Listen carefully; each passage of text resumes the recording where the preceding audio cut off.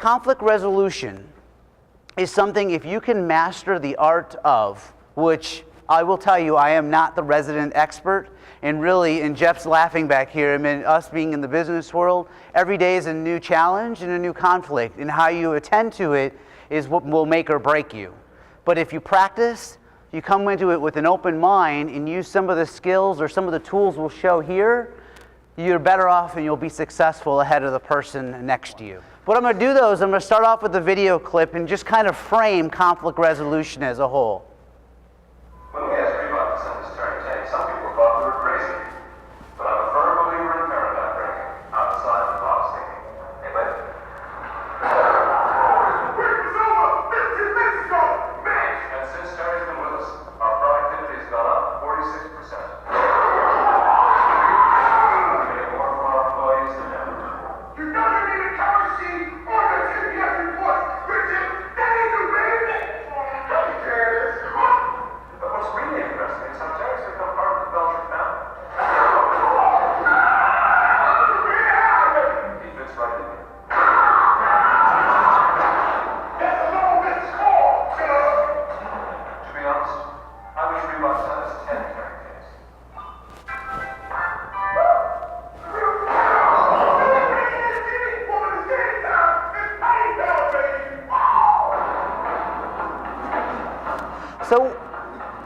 So what do you think about that? Why would I choose Terry Tate to highlight and kick off our conflict resolution session? Initial thoughts? Anybody? Initial thoughts? Probably not the best way to resolve. Stand up. Have presence. Introduce yourself. Eric Gray from the Colony of Columbus State University. Okay. Just saying it's probably not the best way to resolve conflicts. Okay. You can do it in a more professional, All right. violent manner. Okay. What else? Any other comments? Yes, sir, in the back. Probably just because maybe hit head on, have a conflict, and you really deal with it right away, and just go about it and try to work your way around it. Excellent. Great thought, and you're exactly correct. If we hit conflict resolution head on and utilizing the right tools, you will be successful. Now, I will tell you, if that happened in my office, I probably wouldn't have a job, let alone I'd probably be in prison somewhere because someone got hurt. Now, in the fraternal world, each of you have been in those situations, correct? Someone's had a little too much of the sauce, and you had to go sit at 2 a.m. with them and say, hey, dude, that wasn't cool, right? So we've all been there, and it can escalate to something more if we don't attack it head on. So, what words come to mind when you say the word conflict? Anybody? Yes, sir. Stress. Okay. What else? Fighting. Who said fighting? Fighting in the back. All right. Very good. You guys are quiet over here. What? Awkwardness. Very good. Thank you. Disagreement. Good. Any other? Clash of ideology. Class of ideology. Very nice. Very nice. What's that? Attention. Okay. I'm sorry? Okay, tension. I'm sorry, tension. Any other ones? What's that? Time consuming. Yeah, I mean, drama. It consumes our day. Who wants to deal with that all day? Especially when you have to go home and you're sniffing another and you have more drama and more conflict that you could have. Exactly. What else? Importance. What's that? Importance. Importance. Okay, there's a good one. There's a positive spin. Let's take a look. Fear, loss, terror, humiliation, hurt, pain, anger, loss of productivity. Run. A lot of people like to run from it. So, positive results when you deal with conflict. I'm from Green Bay, guys, so you're going to see some of this Green Bay football come through here. So, sorry about that. Better relationships, increased confidence, greater self-respect, increased intimacy, not only in your friendship, but in your relationship as well. Peace, less fear, career enhancement. Career enhancement, if you don't deal with conflict well, you're deemed as the drama guy or someone that is always on edge and doesn't work well with people. So as a result, time to lay off people. Your productivity might be great, but you just don't work well with people. Guess what? You're on that list. Greater sense of personal strength. If we handle conflict, 9 times out of 10, we build our self-worth to the point where, you know what? I can do this. I can do this really good. One of the major areas of conflict resolution is the DISC system. where two components are you focus on the tasks, you focus on the relationships. And either you have a fast approach or a methodical approach to it. So in this instance, focus on tasks with a fast approach, you're very dominant in nature. Focus on relationships in a fast approach, you focus on influencing in any situation. And some of you guys that were in the emerging leadership track, you can kind of sense a theme here. Everything is connected, even the strategic planning session. Focus on tasks, methodical approach, conscientiousness. And focus on relationships and methodical, it's that nice steadiness feel. If you're dominant now, wants immediate results, action-orientated, makes quick decisions, hit it and quit it. Likes to solve problems, desire power and authority. Remember, those are two different words, by the way, in their definitions. Very direct. You influence, you like group discussion, you love entertaining, you're the circle of attention, generates enthusiasm, desires to impact others. Again, loves that center. You are the man.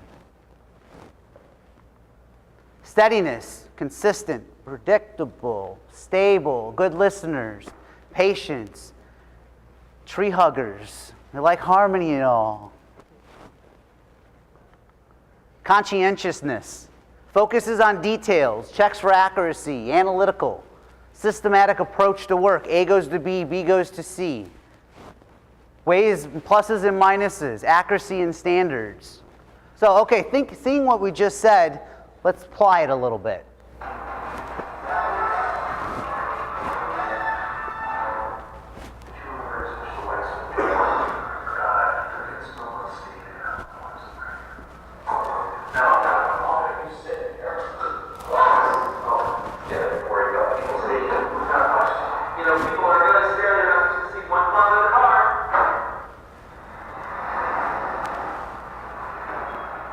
Think about the disc method. Hey yourself. Move. You haven't bumped into their car. I don't think so. No, you did because, I got brakes on my pants, and then also I belted.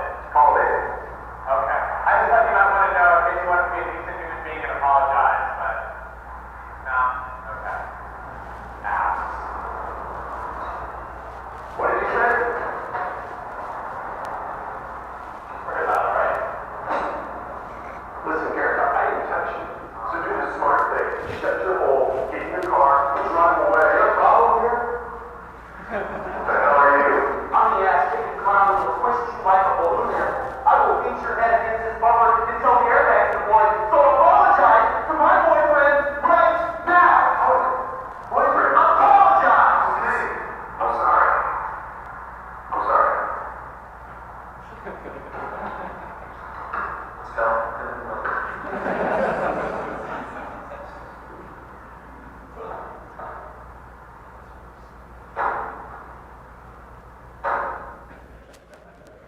Great example. Where did you see the disc method in that clip? What were its different pieces? Where did you see a dominance approach? Someone. Stand up. Introduce yourself. So, for me, from if you're calling me, Okay. we definitely have like a action result, like right now. Who? Tell me who. The clown. And who is also a PIKE, by the way. Many people don't know that, but he is a PIKE. So we wanted results like when he got out of that car and he wasn't gonna like bullshit around it. Okay, so he came out of the car, he said, this is how it is, he took control. Quick action. All right, where was their influence? Do we see influence there? Motivational, entertaining, enthusiasm.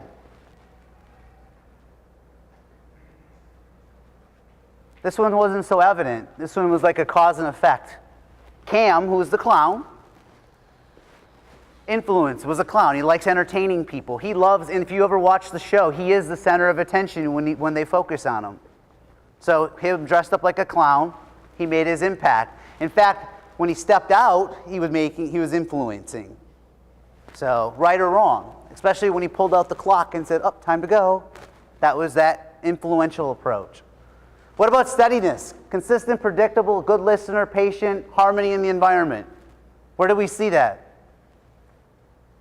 Over here. Someone over here. Yes, sir. The guy who drives a Prius, probably environment friendly. Okay, that's a good poll. All right, I've never heard that. All right, good. What else?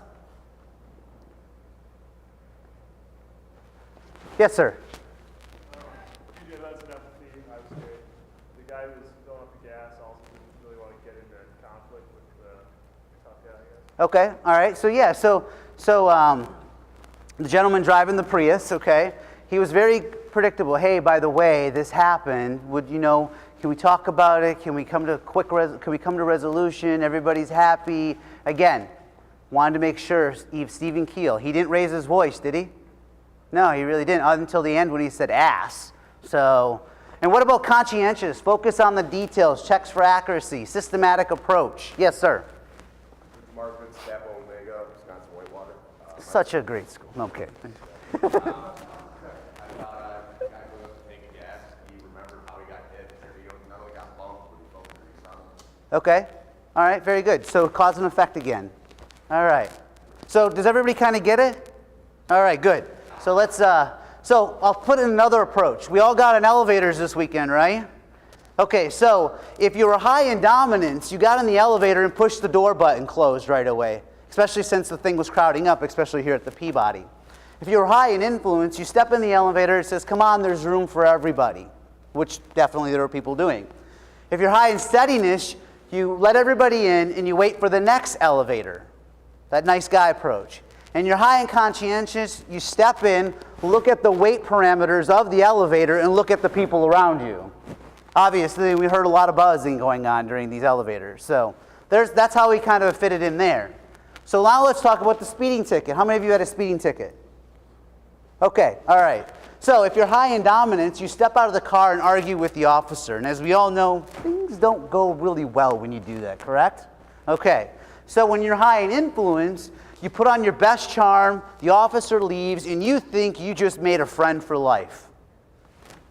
If you're high in steadiness, you thank the officer for the ticket. You point out that they were not wearing their seatbelt just as well.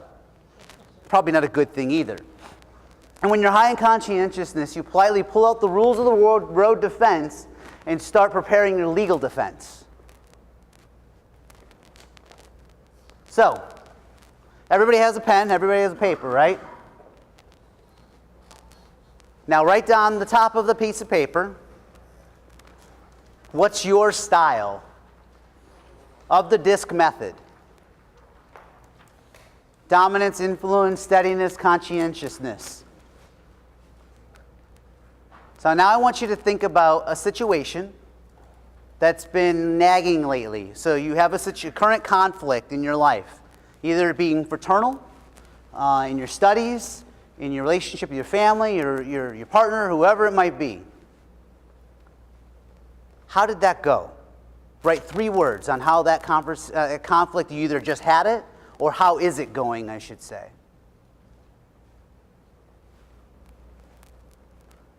Three words. Good, bad, ugly. Sharing. Listening.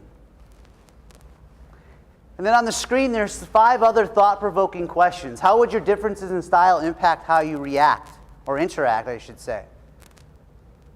Can you switch the other person's style, or can you switch your own? Based on the 4 models or the DISC method. How do you most effectively communicate? If you're high in dominance, what's your primary mode of communication? Do you prefer technology? Do you prefer face-to-face?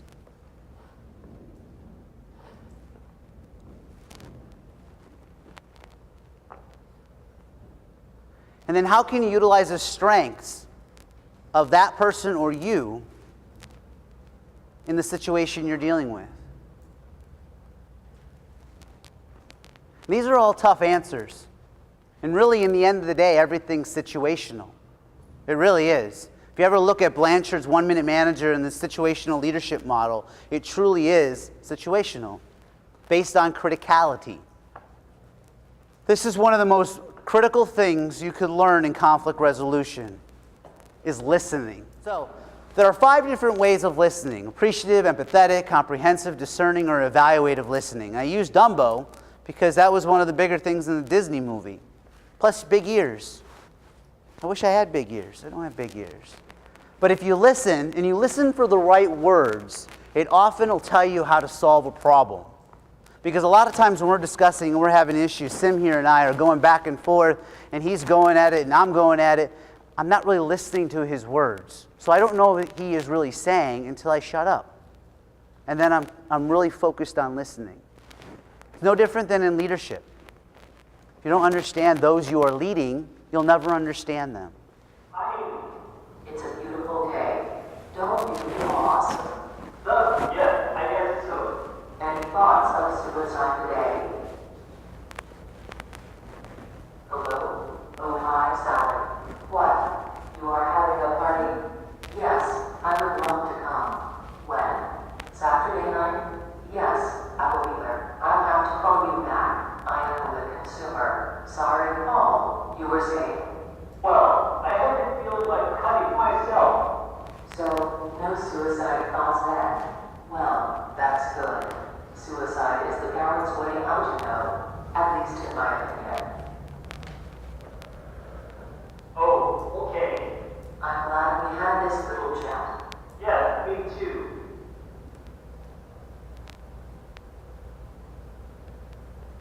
So obviously, what was the takeaway here? Several takeaways in that quick animated clip. Ryan, what'd you think? She wasn't focused on the person in front of her. She was more worried about her own conversation. Okay. And attend to their needs. All right. Didn't attend to the other person's needs. What else? Nonverbals weren't there. She was a psychologist or a psychologist with her friend or with a consumer, not a patient and or a colleague or a friend or anything. It's a consumer. So right there, saw the person not as a person, but as a simple product or money.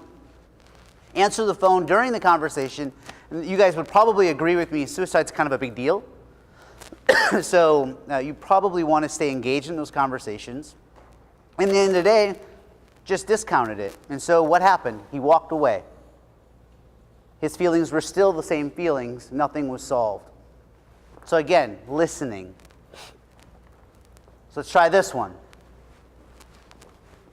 This one's a little long, but take an example of it.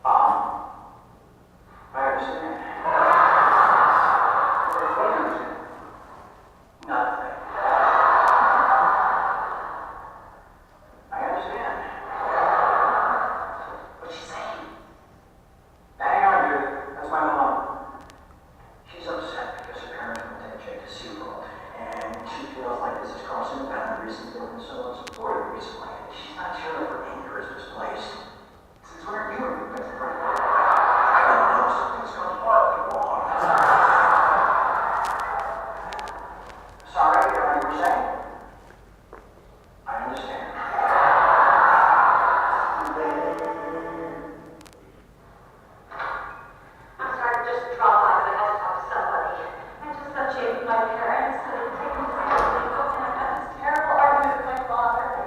He thinks it's my fault now that I am breaking up, and he knows exactly how much that hurts. The question is, why do I need his approval?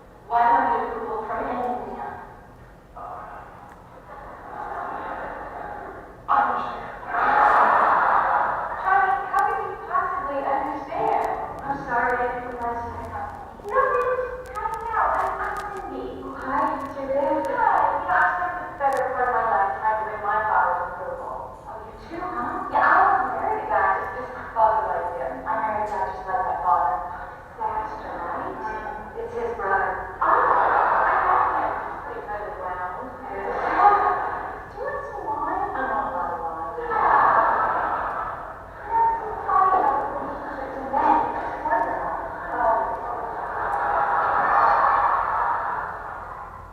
I do not understand.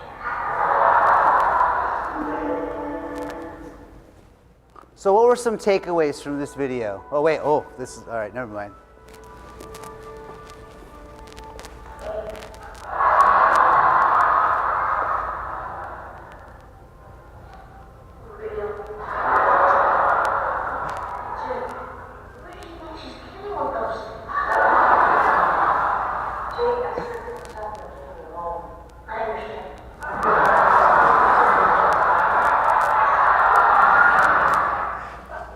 All right, some observations or thought. It was about a 5-minute clip, I know, but there was a lot of good takeaway out of it. So thoughts or ideas? What do you got? What'd you come up with? Stand up, introduce yourself.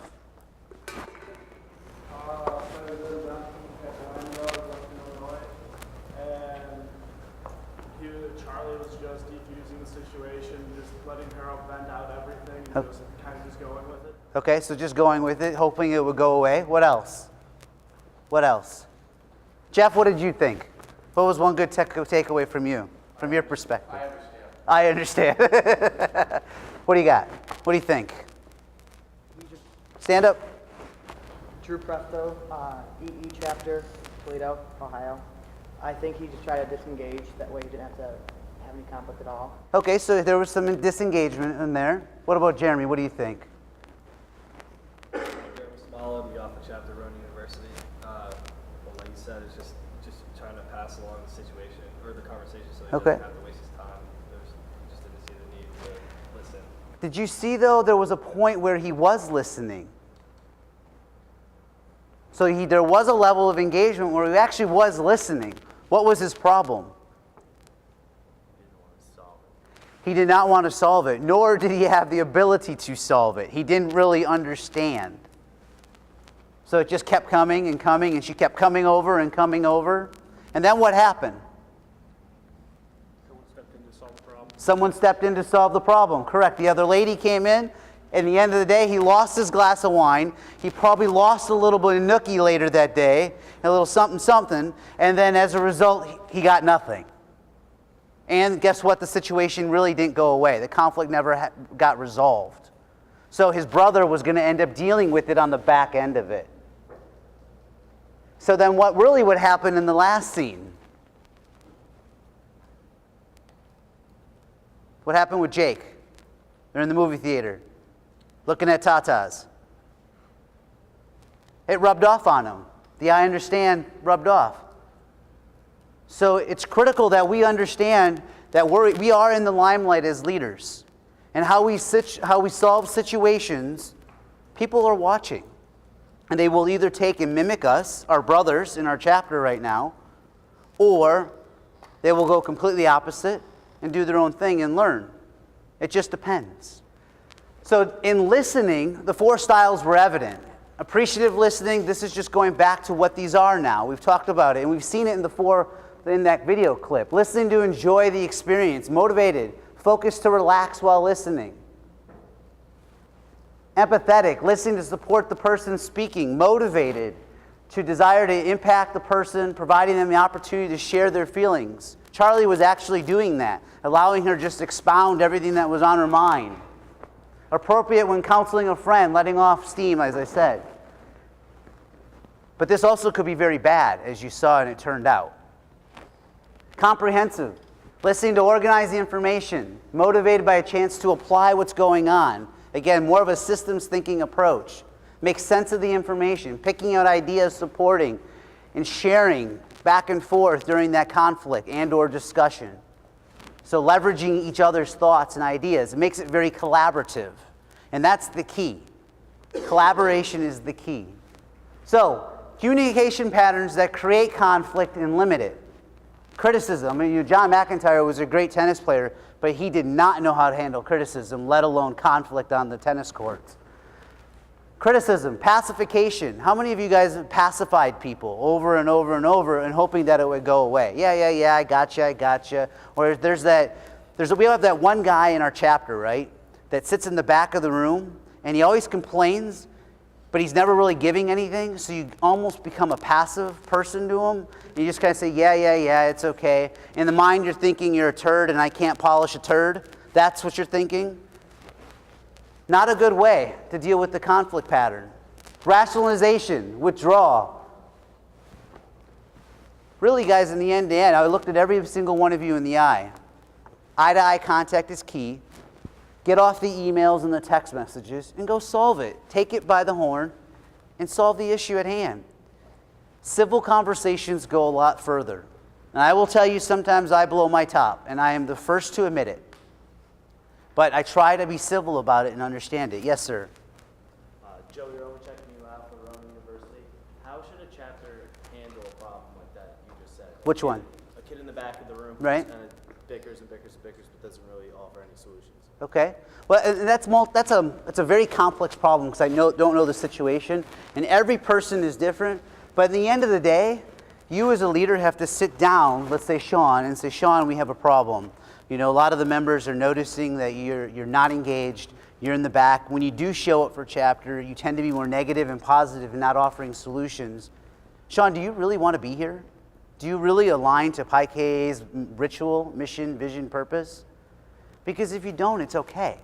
Save your the $300 a semester or whatever it might be. No one's not going to think ill of you. But if you don't want to be here, it's okay. 10 to 1, those conversations never happen. And so we just avoid it. We just let it be an irritant in the back of the room because we just don't want to do it. And 9 times out of 10, those conversations will yield a better person in the end of the day that's much more engaged. And a lot of times it's because they have no ownership in something. So you're really listening, understanding what the problem is, and typically it's ownership, that they feel disconnected because they're not doing anything and no one's really asked them to do something. Or 2, they've kind of checked out, but they don't want to be the guy to raise their hand and say, I checked out. And when you take it on heads on, you're going to get one of those 2 results. It might be a little stressful and tenuous, but at least you're doing it the right way. And as a leader, you're taking care of a situation if there is one. A lot of words up here in the end of the day. While we can't always have control over someone else who's being irrational, you can have control over your own emotions. You can look like the guy who saved the day, or you can look like the biggest jerk in the world. It all depends because you control your emotions. Share what you want. I think, I feel. Your perspective in communicating with others. You're not saying what's fair yet, but you're at least expressing your opinion. Determine fairness. Look past your own perspective and try to understand the perspective of the other person. And this is where listening comes in. You're drawing in on nonverbals as well as verbals, choosing and picking up the words that they're using. Because in the conversation we were just talking about with that person in the back of the room, that's really where you're going to pick up what the message is. Are they connected or are they disconnected? And based by their nonverbals, it'll tell you more than the verbals will. And then 3, act with integrity. Do what's right. Do what's morally, ethically, and aligned to your character. Your mission, vision, and purpose. What's your mission and purpose in life? Align it to it. Align it to, if it's a chapter issue, great risk management session. She said, how does it align to the fraternity? How does it align to the chapter? What's the cause and effect approach to it? Because you're all there. You all have been through the ritual. You understand what that ritual is. We're all aligned to the same ritual. Compromise. Biggest piece to it all. So, top 10 mistakes. Defensive, pacifying, we talked about that. Pacifying is not the right way to do it. Lack of pacing. You'll get to an end, you'll get to a solution, but if you jump to it right away without listening to the other person's feelings, guess what? You're not going to have an end result that's amenable to both parties. Verbal and nonverbals, we talked about that. Use the right listening style. Reflecting back, not utilizing the 100 plus 1% rule. And then putting your butt in the wrong place. Think about your verbals and your nonverbals at the same time. Choose assertive behavior. Take it on. Don't be afraid of it. Because if you don't, it's just going to be an irritant and it'll never be solved. So embrace conflict, deal with conflict, and learn from conflict. And when you mentor other people in the chapter, mentor them in those situations where you had conflict, so when they get to that situation, they know how to handle it. Leave your legacy with that individual. So, embrace conflict. Wonderful picture, Martin Luther King. We're in Memphis. No reason to run, no reason to hide. Make a decision, prepare, deal, and learn from it. Truly what it is. Man must evolve for all human conflict, a method which rejects revenge, aggression, and retaliation.